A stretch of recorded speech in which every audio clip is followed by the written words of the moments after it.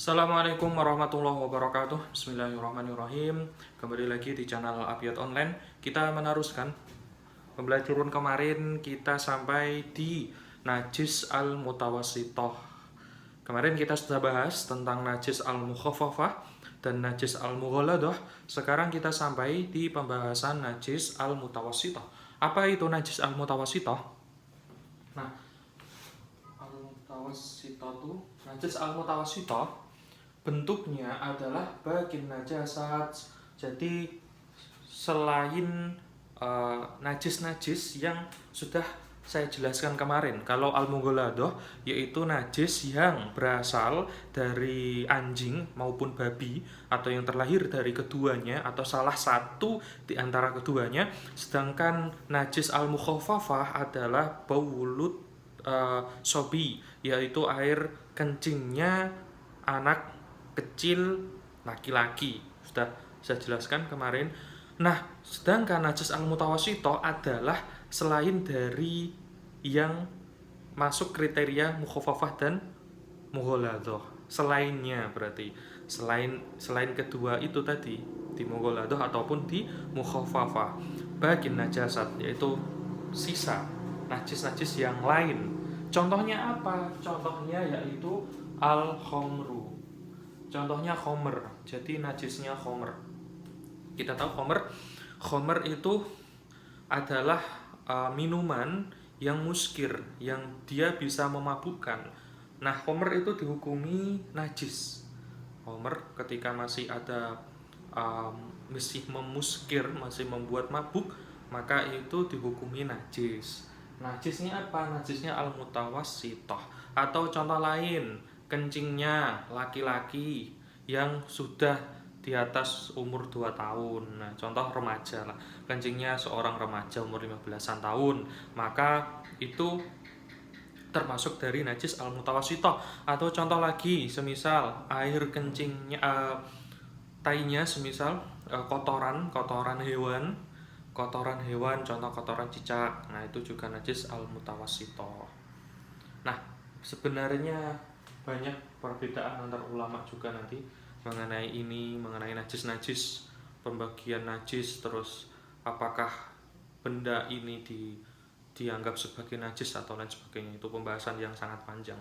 Kita belajar fikih dasar. Ya, contoh kita ambil satu saja, al-khamr. Al-khamr yaitu adalah minuman keras. Nah, najis mutawassithah sendiri itu dibagi menjadi dua. Najis mutawassithah dibagi menjadi dua. Yang pertama yakni najis al-mutawassithah al-ainiyah. Najis ainiyah. Najis ainiyah itu apa? Najis yang ada 3 kriteria atau gampangannya masih bisa dilihat oleh mata, ain. Najis yang masih tampak oleh kedua mata, maka mudahnya itu dinamakan ainiyah. Tapi dia memiliki unsur tersendiri. Kapan najis itu dinamakan sebagai najis ainiyah? Yang pertama, masih ada warnanya. Laun itu warna. Masih ada warnanya. Yang kedua, rihun, masih ada baunya. Yang ketiga, ta'mun, masih ada rasanya.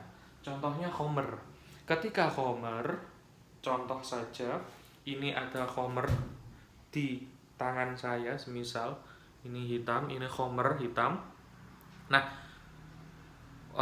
kita anggap saja ya ini warna khomer ya. Biasanya kan warnanya agak coklat-coklatan. Ini anggap aja khomer, ini coklat gitu ya. Nah, ketika masih ada warna seperti ini, maka ini namanya najis ainiyah. Masih ada warna. Terus ada baunya. Oh, masih bau khomer. Terus selain itu masih ada rasanya, rasa khomer. Nah, maka itu dinamakan najis ainiyah. Najis ainiyah. Ataupun salah satu dari 3 ini. Contoh saja, ini masih ada warna, tapi bau, rasa itu sudah hilang. Semisal, maka itu tetap dinamakan najis ainiyah. Gitu. Terus cara menyucikannya seperti apa? Saya jelaskan satu persatu. Najis ainiyah, cara menyucikannya adalah ainun najasahnya dihilangkan dulu. Ini kan hitam ini kita hilangkan dulu. Bisa dilap ataupun dibersihkan lah. Kalau misal susah ya dengan air intinya ini harus dihilangkan dulu. Nah, airnya hilang dulu, dihilangkan. Nah, ini semisal hilang, warnanya sudah hilang, baunya sudah hilang, rasanya sudah hilang. Nah, ini setelah seperti ini dinamakan najis hukmiyah. Karena apa? Karena tidak terlihat. Kita masuk di pembagian yang kedua ini. Najis hukmiyah itu apa? Najis yang masih dihukumi. Maksudnya dia masih berstatus, hukumnya masih berstatus najis, cuma warna, bau, rasa sudah hilang. Maka namanya najis hukmiyah. Terus selanjutnya menyucikannya tinggal digebyur, dibersihkan, disucikan menggunakan air yang suci, air mutlak, air suci menyucikan. Digebyur sekali maka bekas najis ini menjadi suci. Air yang dibuat menyiram tadi itu pun dianggap air yang masih suci, tapi dia tidak menyucikan ya, suci namun tidak menyucikan. Kenapa? Karena sudah digunakan untuk menyucikan najis tadi. Itu caranya. Jadi ada kombinasi memang hadis ainiyah dan hukmiyah. Atau contoh seperti ini, misal kita punya anak, terus dia gak sengaja di sekolah ya kencing di celana, akhirnya celananya menjadi kering. Setelah celananya kering bau, warna hilang, cuma memang di celana itu masih ada bekasnya, bekas kencingnya tadi, walaupun warna, bau, rasa hilang, maka itu dinamakan sebagai najis hukmiyah. Cara menyucikannya tinggal dibasuh air. Nah, ini yang sering kurang tepat. Biasanya melakukan penyucian barang yang najis kurang tepat itu gini. Contoh menyuci pakaian ya. Biasanya menyuci pakaian itu saya pernah melihat, jadi pakaian ini anggap saja pakaian. Ini wadahnya. Seringkali ada yang menyuci, ini pakaian masih ada najisnya. Dia mutanajis, terkena najis pakaian ini. Terus dia orang tersebut bawa ember diisi air sampai penuh, dikasihlah rinso. Atau airnya dulu lah, dikasih air penuh baru pakaiannya dimasukkan. Padahal ember ini kurang dari 2 kula. Ketika ada najis yang masuk dan ini kurang dari 2 kula, maka embernya menjadi mutanajis juga. Dia ikutan najis karena bercampur dia tadi. Karena bendanya masuk ke air. Berbeda hal ketika gini, ini ember kosong. Ini baju saya taruh di sini, lalu airnya baru dimasukkan. Dengan air mutlak, air suci, mencucikan, maka ini menjadi suci. Kenapa? Karena air itu adalah amil. Dia yang menyucikan, yang memberi pengaruh untuk mensucikan sesuatu. Sedangkan ini makmulnya, dia yang akan dipengaruhi agar menjadi kembali suci. Maka jangan dibalik, jangan makmul yang mendatangi amil, gitu. Intinya jangan sampai terbalik, di pakaian disucikan dengan air, bukan air dicemplungi.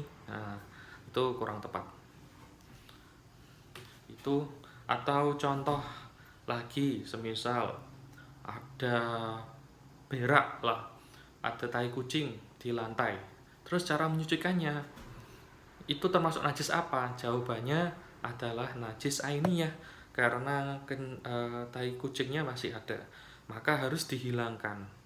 Diambil tai kucingnya, dilap sampai bersih, ditunggu kering.